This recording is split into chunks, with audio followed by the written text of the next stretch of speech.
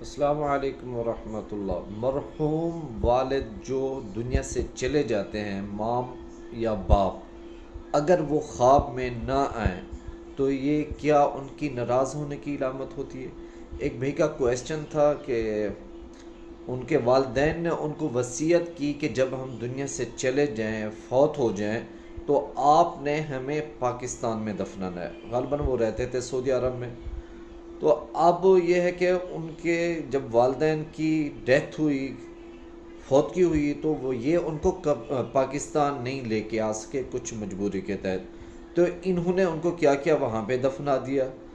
اب جب سے دفنایا کافی عرصہ گزر گیا اور ایک دن بھی وہ خواب میں نہیں آئے بچوں کے، یعنی کہ جس طرح والدین دنیا سے چلے جاتے ہیں تو خواب میں آتے ہیں، زیارت ہوتی ہے، کوئی بات چیت ہوتی ہے، تو یہ نہیں ہوئی۔ تو کیا اس صورت میں والدین ناراض ہوئے؟ اور یا دوسری بات ہے کہ اگر انہوں نے ان کو پاکستان میں نہیں دفنایا، ادھر ہی دفنا دیا جس ملک میں وہ رہتے تھے، سعودی عرب میں یا جس ملک میں بھی، تو کیا یہ گناہ ہے، اس کی نافرمانی ہوئی؟ تو دیکھیں اس کا تفصیل سے آپ جواب سنیں، بہت ہی گہری بات ہے اس میں۔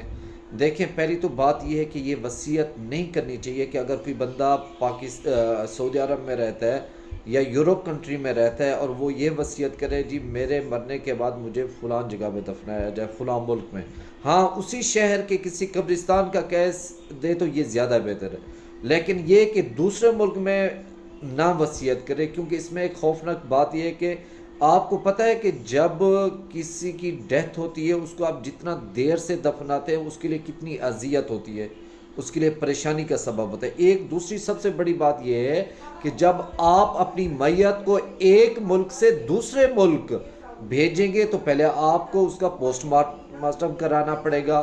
اب پوسٹ مارٹم میں کیا ہوتا ہے، ساری اندر کی آنتیں نکالی جاتی ہیں، اور بھی جتنے گلنے سڑنے کے اعضاء ہوتے ہیں، وہ خوف ہوتا ہے، اس کو نکالا جاتا ہے۔ اس کو اب مردے کو اگر یہ پتہ لگ جائے مرنے سے پہلے کہ مرنے کے بعد اس کا پوسٹ مارٹم ہوگا اور اندر کے سارے اعضاء اس کے نکالے جائیں گے، پھر اس کا دوسرا ملک لاش جائے گی، تو وہ یقیناً کبھی بھی اس کی وصیت نہیں کرے گا۔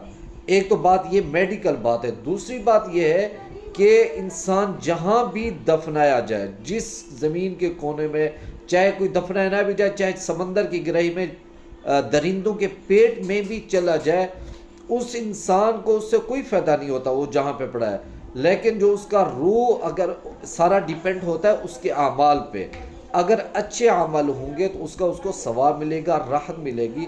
اگر بری روح ہے، اگر انسان بد کردار ہے، گناہ گار ہے، چاہے اس کو جتنی اچھی جگہ پہ دفنا دو، اس سے یہ نہیں ہوگا کہ اس کا عذاب رک جائے گا یا وہ کامیاب ہو جائے گا۔ اور ایسا بھی نہیں کہ ایک انسان نیک بخت ہے، بہت نیک ہے، اچھے عمل کرتا ہے، اور وہ یہ ہے کہ اگر کہیں سمندر میں ڈوب جاتا ہے یا اس کو کوئی درندے کھا لیتے ہیں، تو اس کا یہ مطلب نہیں کہ اس کو تکلیف ہوگی ادھر پیٹ میں درندوں کے، ایسے نہیں۔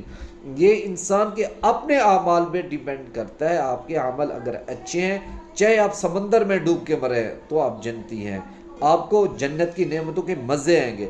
اگر آپ مقصد یہ ہے کہ جتنے زیادہ گناہ گار ہیں اور آپ کو اتنی اچھی سی جگہ پہ دفنایا جائے، چاہے مسجد کے اندر بھی دفنایا جائے، اس سے یہ نہیں ہوگا کہ آپ کا عذاب کہیں روک جائے گا، بلکہ اس سے آپ کو عذاب لازمی ملے گا۔ تو پہلی بات تو یہ ہے کہ وصیت نہیں کرنی چاہیے۔